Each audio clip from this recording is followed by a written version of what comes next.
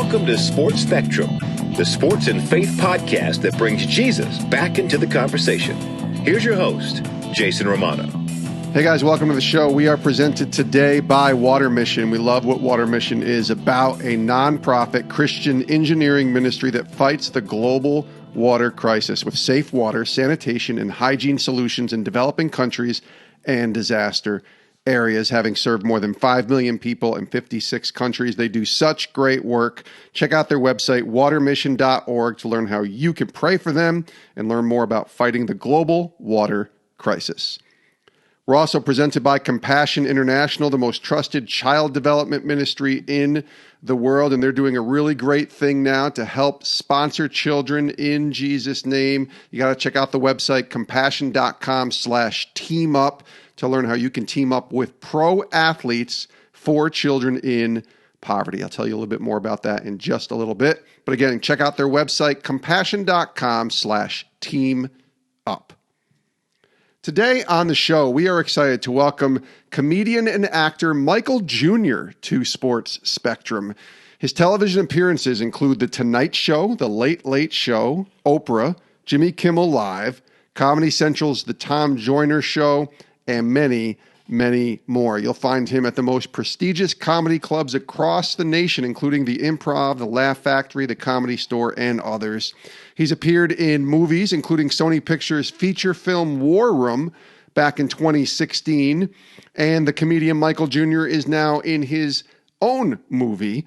It's called Selfie Dad, scheduled for theatrical release. Now it's not because of COVID-19, and it's going to turn into a premium video on demand for Father's Day weekend, Friday, June 19th.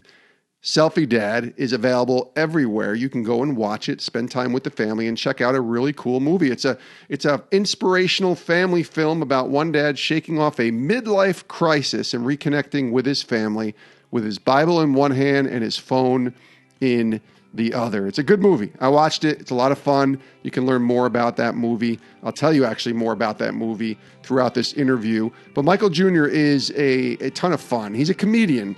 And for me, you know, I don't want to not laugh at a comedian when he's telling a joke, but yet I want to make sure that I know that he's joking. And that's tough when you're on a Zoom call and not in person interviewing someone. But he's a fantastic dude, a lot of fun. I think you'll enjoy getting to hear Michael Jr., comedian and actor, joining us here today on Sports Spectrum. Take a listen.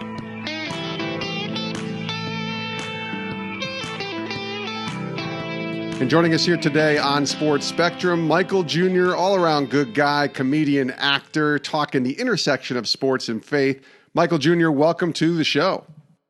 Thanks so much for having me, man. I really, really, really appreciate it. It's going to be fun. Two of the things I like best, white people and black people. So, I'm just playing. Sports and faith, that is big. Sports and faith, man. That's what we do. This is awesome. We're so glad that you're joining us here today on the show. First of all, I want to start with Selfie Dad, because it's the new movie that you have out. It comes out Friday, June 19th, video on demand on Amazon, Google, iTunes, Fandango, Redbox, everywhere you can get movies digitally on demand. Selfie Dad is there. I've had the privilege to see it. I really like it. It's a lot of fun. Tell us about Selfie Dad. Yeah, I'm excited. So we're going to put it in theaters. It was going to be in theaters all over the country, but I don't know if you heard about the virus. Whatever. Yeah, there's this little thing, coronavirus thing. Yeah, so theaters have been shut down, so now people get to watch it at home on a home premiere. Yeah. So it's about a dad who got kids. Mm-hmm. Yeah, that's it, really. That's good. That fits my profile well. There you go. That's why we're going after everybody. So, yeah, it's about a dad who is kind of going through a little, I wouldn't say midlife because I'm all young looking and handsome. So he's kind of going through some stuff, and he has kind of a sense of humor, and that's when he really had his fame and his desire and all of this stuff. But now he's kind of lost. He kind of lost his way. So he starts making these YouTube videos, and people are blown away by these YouTube videos, and it kind of blows up. So when it blows up, his head does too. And that's not a good thing by any means. So that's kind of what the movie's about. And then, of course, because I'm in it, my favorite thing about the movie is the fact that the director actually let me improv this movie. Like, we got the scenes we needed to get, but then suddenly allowed me to just do whatever I wanted to in the midst. So I was able to just stop whatever, just hit the lines, do all the lines the way they wanted to, and then they allowed me to do my version, and it worked out really, really well. Did you like that? I haven't been in a movie before. You were in War Room, which I really liked back in 2016, had a part in that. Was that good for you? Because you're a comedian. So a lot of what you do, I would have to say, has somewhat, even though you're preparing, it has a lot of, improv and improvisation. Oh, well, I was in a movie before War Room. I was in Titanic. You were? I didn't see you in that. Yeah, well, yeah, you remember the black person in Titanic? The one. No, there wasn't any. So that's what. Anyway, no, yeah, War Room was like the first. Well, I was in some other, but anyway, I really do enjoy being in these sorts of films. Especially, I like doing anything that's going to help people, and I think the end user, the people who watch this, I think you're going to grow as a result of it. And it has some humor in it as well. So whenever you laugh, it's like your heart is opened. And then when your heart is open, you can actually, if we can make a deposit that's going to help people, I think that's pretty cool. Yeah, there's a great message at the end of it, too, about being all in, which I thought was really good for the movie. Oh, cool. Definitely recommend people checking it out. SelfieDadMovie.com is the website. Again, what do you think is the biggest difference between, for you, acting in a movie as a comedian, performing on stage in front of an audience where you don't really have an audience? You have a few people that are certainly, a lot of people that are working on a movie, but it's not like you're sitting there in front of an audience of whatever amount of people, 500, 1,000, 5,000, 10,000. What's the biggest difference that you've noticed in terms of that? Because performing is performing, but it's different, right. I got to imagine. Well, for me, I think a lot of people are kind of noticing that now because of the forced Zoom strength that everyone has to understand. So for me, every time I get on stage, a lot of times when I go on stage, because the venues are so large now, there's always a screen. But even before that, I was always thinking about the people who may watch me on screen. Because I know when I'm connected to the people who are close to me, it's easy. You can look in their eyes, you can see their mannerisms. I know that connection is there. But I also wanted to, even when I was only doing stand-up at a club, I wanted to connect with people further. So I was always practicing to be prepared for a screen. So that has actually made me ready and prepared for, these exact moments. So it's actually fun. I don't feel a big difference between the two. The only thing is when I say something and I think it's funny, then I just have to have faith that it actually is. And then we don't know until we get the results. So watching the movie Selfie Dad was great. The first time I saw it, with a crowd of people, it was awesome because I got to sit in the back and watch the people respond and react. And I was really excited about that, even from the back of the room. And the laughs or the awes or the tears, all of that stuff showed up right when I expected. And in this movie, I do comedy, it's cool, but there's also a scene in there where I actually am pretty pulled back and I have to cry in the movie as well. Mm-hmm. So it kind of stretches the viewer. It stretched me a lot. I know that. Yeah, I can imagine. Let me ask you about just what you mentioned, COVID-19 and the pandemic. For a guy that performs, and I imagine is a major part of your job is going out and entertaining a crowd in person. You've kind of had to pull back on all that, just like we all have for all of us in staying home and self-quarantining and all this other stuff. What has this been like for you? It's really kind of weird, man, because I get to all of my events and it's just me on stage. So it's really, somebody should have told me because I don't watch the news. Yeah, so I didn't know. Up would have been nice, right? So I get there and there's nobody, it's just me. So that stuff is weird. No. The thing I really like most about this is being able to be at home with my family. I love being home. Yeah. And the additional creativity that is coming out as a result of not being able to do what I've always done. So if people can look at that, I'm sure this has affected a lot of people, obviously in some negative ways. But if you really look at it, you can find some positive stuff out of this in a significant way. Like we just created this Zoom comedy event that we do, and it's actually pretty doggone exciting that people are enjoying this thing. So I'm pumped and excited. Probably wouldn't have done exactly that before, but now this is actually a viable way to connect with people, and I'm excited about it.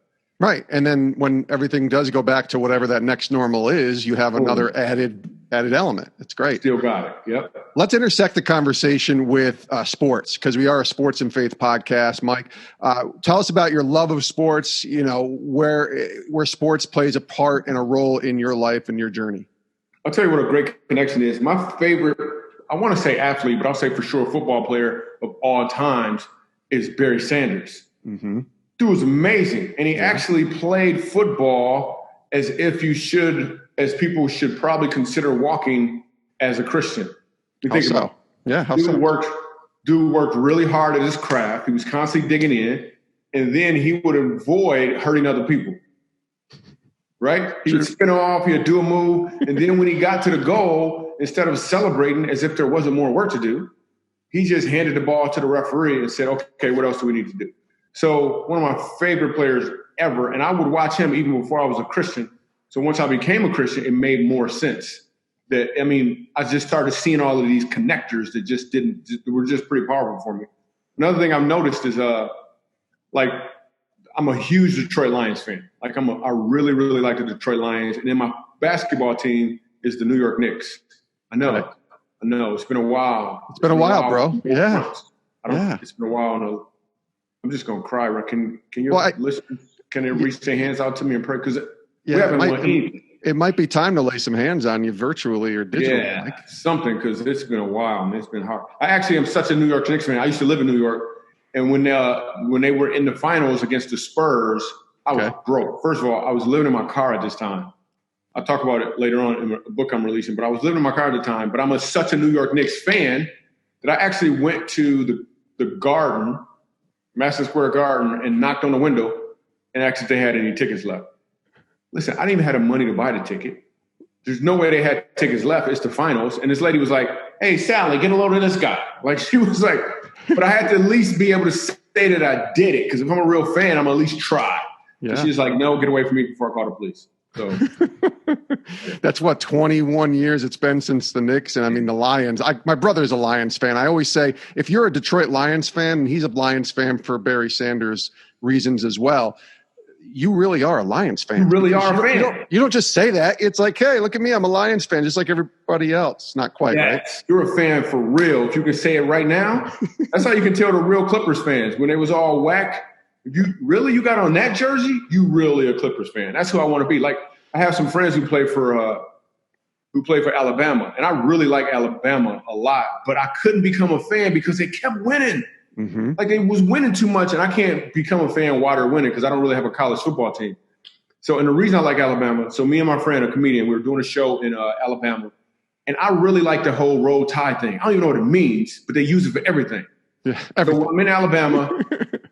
Me and a comedian friend of mine are on this elevator, and this girl gets on, and she has on an Alabama sweatshirt. She's all distraught. She's on the phone, and she's almost crying. She's in tears. I can't believe you would do that. And she gets on the elevator with us, and she's in tears, crying. And the door opens up, and she walks off, and she's crying.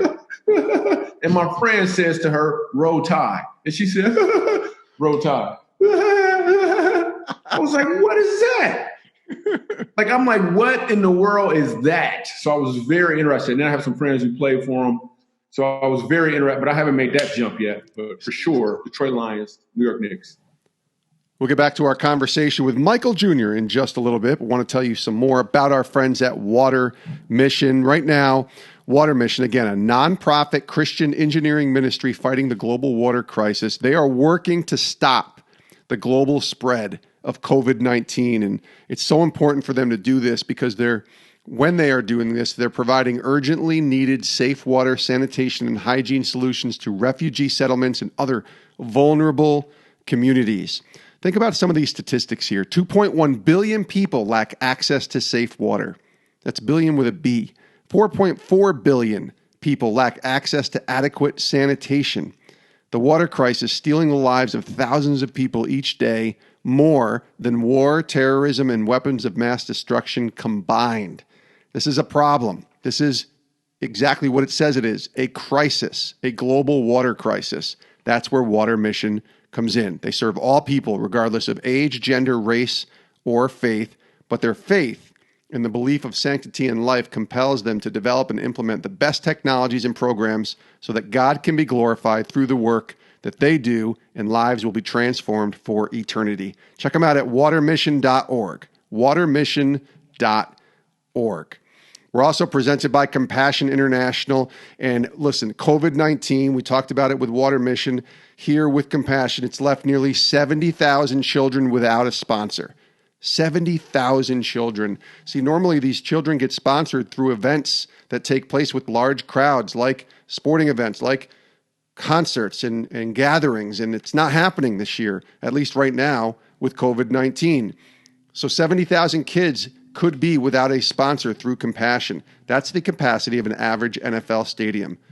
And so Compassion is teaming up with pro athletes to help fill the stadium. With your help, we're hoping to fill this stadium with urgent support for a stadium's worth of children in crisis. Check out the website, compassion.com/teamup. Compassion.com/teamup, and donate to help a child through the critical next 12 months. Sponsor them, help fill a seat, and join the movement right now with Compassion International. Compassion.com/teamup. Sponsor a child today.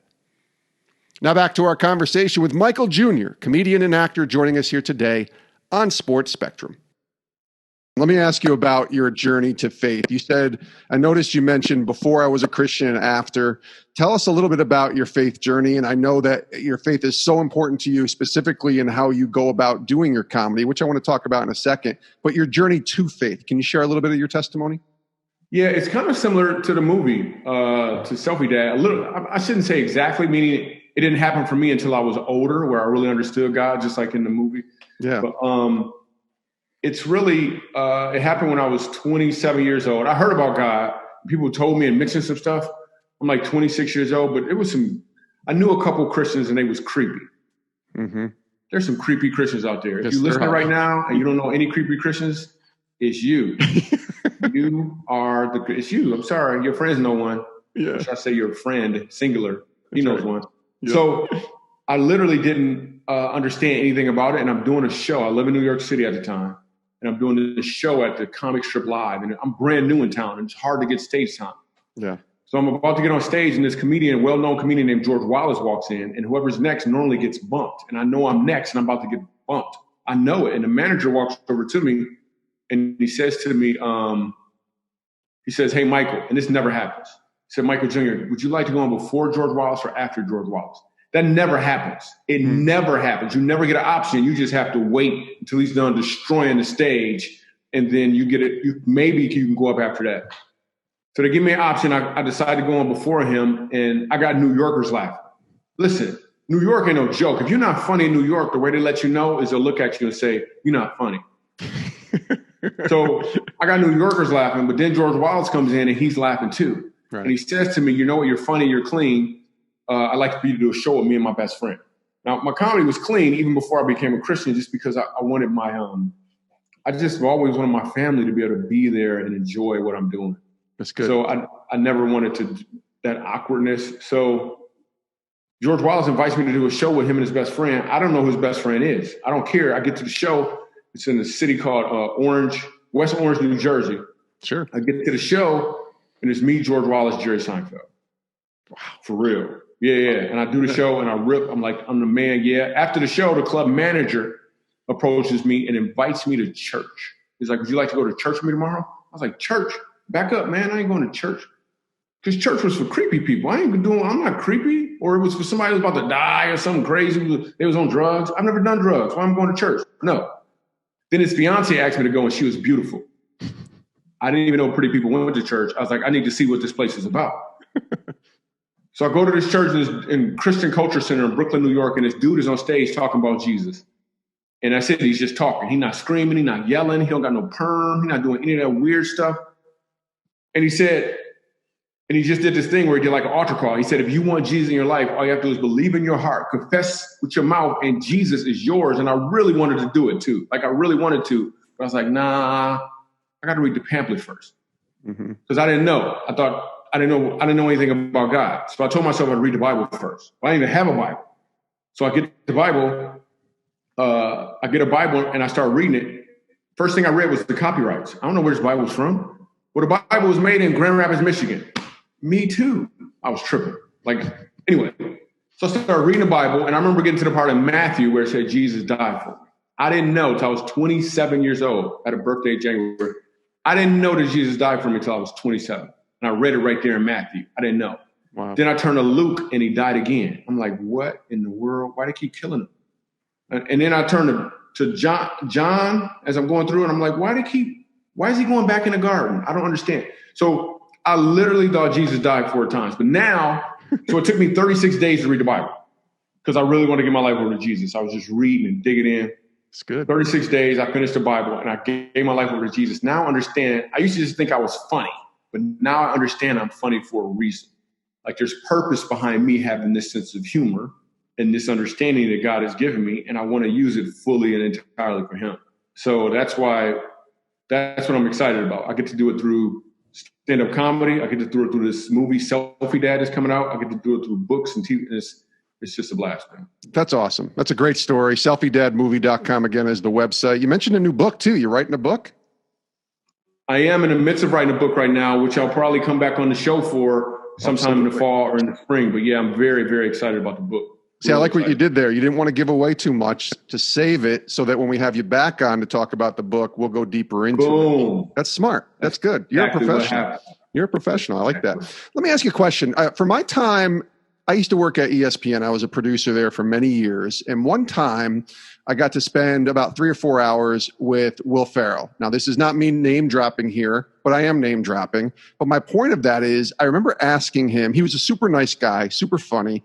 But I watched him kind of turn it on and turn it off. Like he was super quiet and almost shy. And then when he would encounter people, it was almost like he had to turn it on to be funny and be Will Ferrell, if you will. And then again, it wasn't anything negative or anything. It was just interesting to watch someone that you see on TV a lot kind of in that mode.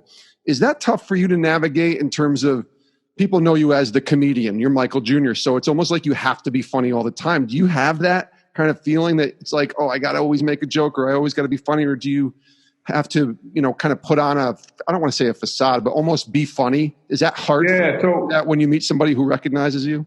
Yeah. So on stage, what happens is it's weird. I got this. I didn't know that I was able to do this until actually George Wallace showed it to me.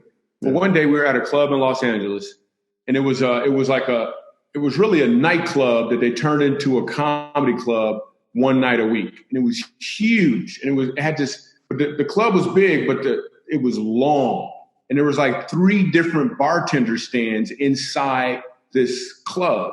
And it holds probably maybe 400 people, but it's super long and the stage is on one end. And there's a comedian on stage when I get there, and he's speaking really, really loud so everyone can hear him. And as he's speaking loud, the audience is noisy as well. Like they're clinking drinks and doing this and having conversation. It's a horrible club to perform at as a comedian. So he's up there and I'm watching. I always like to fill the room out first. He gets off stage. The next guy goes up and he does the same thing. He's loud. He's trying to get everybody's attention. And a few people right in front of him are laughing. And then it's my turn to go up on stage. Right. And I go on stage and I walk on stage really slow. And I'm not really sure why at the time, but I walk on slow. And when I grabbed the microphone, I actually started to speak like this. I spoke quieter and the room hushed. In fact, I remember someone back at the 3rd bar, I heard somebody go like this, shh. And what happened was the entire room was quiet. I did the content. I presented my jokes.